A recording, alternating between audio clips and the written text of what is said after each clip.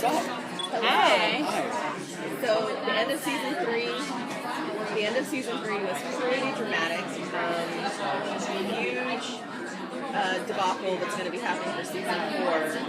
What can you tell us about the evolution of that particular storyline? How you came up with that? I don't remember how I came up with it. I feel like, we always like to tee up the next big problem or story at the end of the previous season. And we always like to change it up every season. For me, one of the reasons is it keeps it interesting creatively to always be writing a different story with these characters that we all love. So season 1 was the origin story, and season 2 was mild weather, and season 3 was the AI, and season 4 is the ground strikes back, really, the earth strikes back. And we'll see the atmosphere deteriorating. We'll see nature acting in really crazy, scary ways. And eventually, it'll be clear to our heroes that there is no stopping it. It's only how do we survive. And of course, then it'll be there's not enough lifeboats in it. How do we decide who gets to live and who gets to die? Do they deserve to survive is a big sort of theme of the season. And in many ways, it's kind of getting back to what the original concept of the show was. On the Ark, it was the same thing. We have this spaceship that's dying, and there's not enough oxygen, and they sent the 100 to the ground to make more oxygen for the rest of them. And so, in some ways, it's getting back to that while telling a totally different story. Is this going to be Escape from Earth then? Well, they're certainly going to have to figure out ways to survive it, and there's a lot of different options on the table. I don't think there's any one way. I think a lot of people want to survive it. It's the first time they've faced an enemy that they can't beat. It doesn't have a face.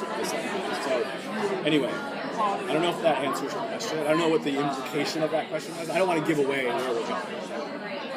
More than I just did. I'm sorry. No problem. In the sense of the show going full circle, it feels like it's moving back to where it began almost. Yeah, in many ways, in some ways, that's interesting for sure. We're talking about they thought the Earth was not survivable up on that spaceship for 100 years.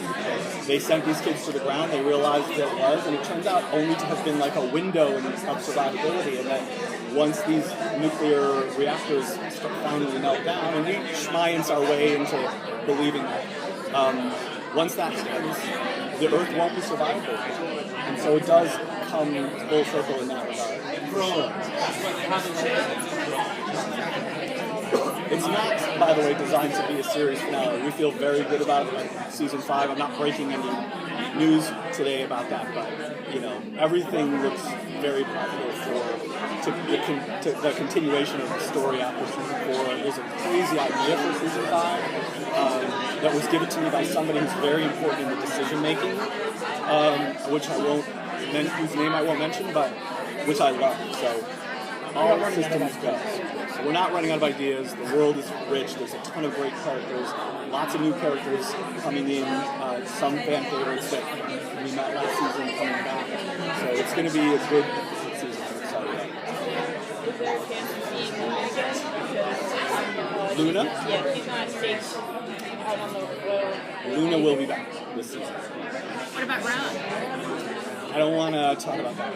I have a fan question from the 100 fan 4. How many new Grounder clans will we meet in season 4?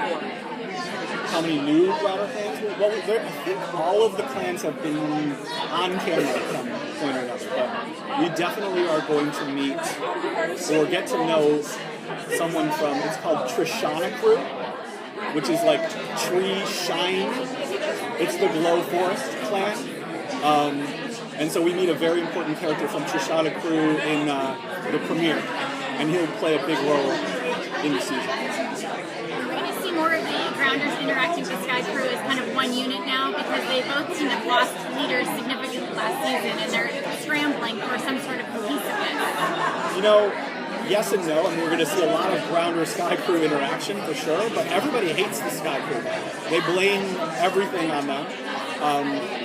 Clark has sort of transcended tribalism in a way. Like, she doesn't want to just save her own people now. She wants to save everybody, and she won't be happy until she can, and she won't be able to, so that'll be a problem for her.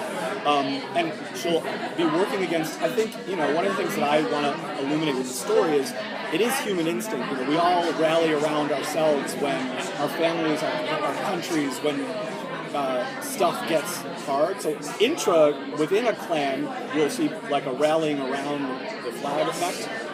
But between clans, it'll be, every man for himself, every clan for themselves, which doesn't bode well for the Sky Crew. Thank you very much. You're welcome.